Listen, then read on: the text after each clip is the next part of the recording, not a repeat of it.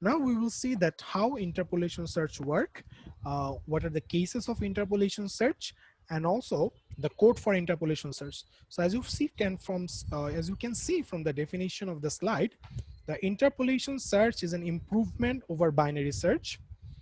So it's better than binary search, okay, number one.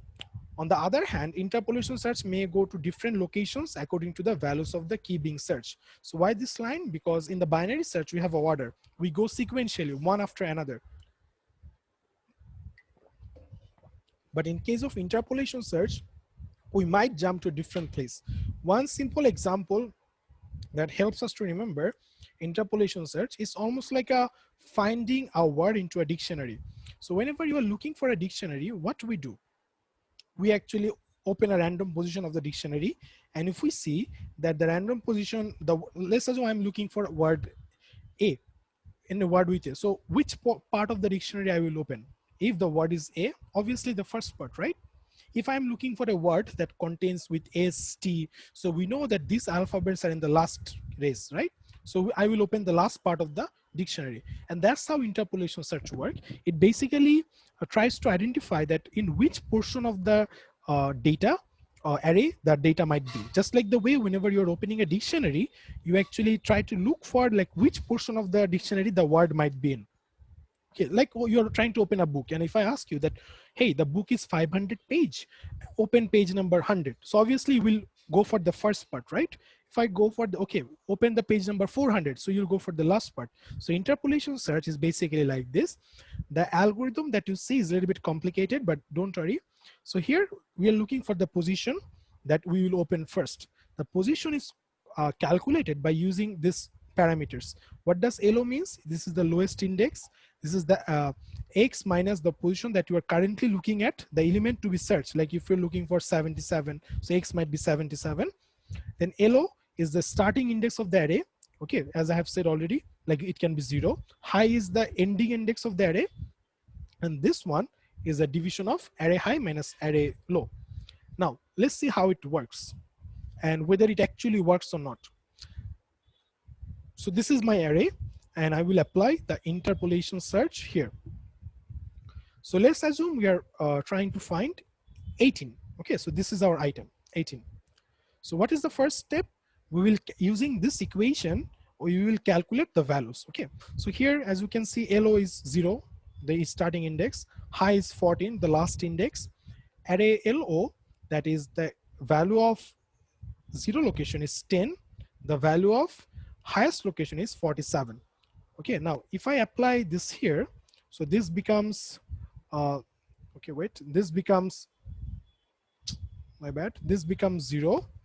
This becomes the value that I'm looking for, that is, wait, yes, the value that I'm looking for, okay, 18.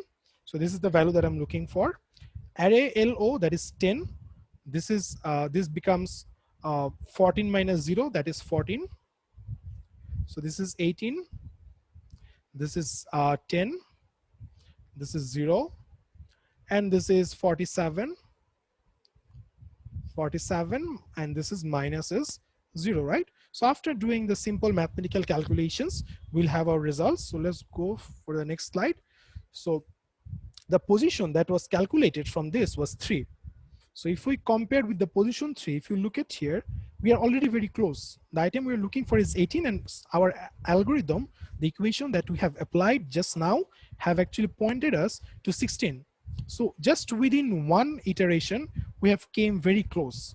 Now the next part, again, we have to calculate, but this time we'll update the values. So low will become 4, high will still become 14, okay, and rest of the values will stay as there. So array low will be 18, array high is 47. Now, why we change from 0 to 4, I will explain it into the code. But for now, let's assume we have jumped to 4, okay. Now, if I again calculate the position, you'll see the position will return 4. And at the 4th index, we have 18. So just using 2 iteration, we have found the value 18. So obviously, this is much, much better than a binary search, because in the binary search, okay, for an array of size, what is the size of the array? 14. Okay, we will take log 2 to the power 14. So at least 3 to 4 iteration. Okay. So for this case, but here we just only needed 2. So that's a almost 100% improvement on the time. Now, so as you can see that elements are uniformly distributed, then the log n. So previous in the binary search, it was log n, and in the interpolation search, in the log n. So in different cases, whenever you're applying for an interview, okay, I have seen that the interviewer asks this question that, okay, hey, they start with very simple with linear search. They ask you that how to sort the elements. Okay, then they ask you that if the elements are sorted, we can use binary search. So how can we improve the binary search? So what happens that if you don't actually know about interpolation search, you will say, sir, okay, I don't think that we can improve binary search. But now you know that the answer is not correct. We can also improve binary search as well. We can improve linear search. We can improve binary search using interpolation search. I hope I'm clear. So now let's go to the code. So this is the Python code. Don't worry, we'll just look into the function. Okay, you can see the C code from any website. So again, interpolation search, we are passing the array and the elements that we're looking for. So again, just like the way we did in the binary search, we start with low 0, the lowest index, and the high index equals to array length minus 1. Okay, so after this, we compare a while loop. So initially the low equals to 0. So let me write it here.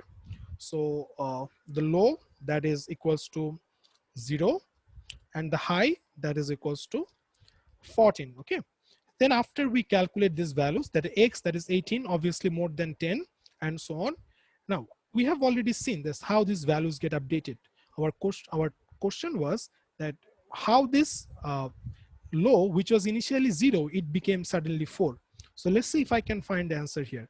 You see, after going into the loop, what we do, using this equation, we update the value of low. Sorry, not this one, my bad. Here we are updating the values of low. So how did we update the value of low?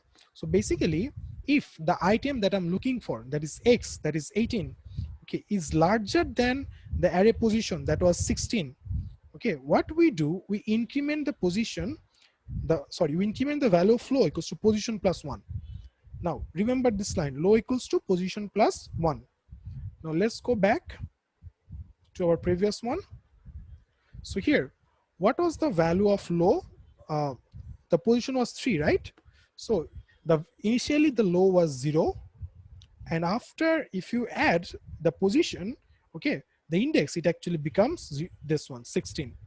Okay, so 0 plus 3 equals to 3. And you see here, low actually became 4. So again, there is a array calculation issue, but this is the basic idea. Don't worry, whenever you're applying the algorithm, you can just follow the C code. So again, what was the question? The question was that my initial value of low was 0. What I did, okay, the position was 3. So I have calculated the position 3, and 3 plus 1. So it became 4. So the next time, in my next iteration, when the loop come back here, the value of low will be 4. And in this way, we can apply the interpolation search. And like all other algorithms, the search can have two results. It can have, it can search the elements, or it might be possible that the elements is not present. In that case, if the element is present, we return the position. If the element is not present, we return -1. And in this way, we can actually identify whether item is there or not.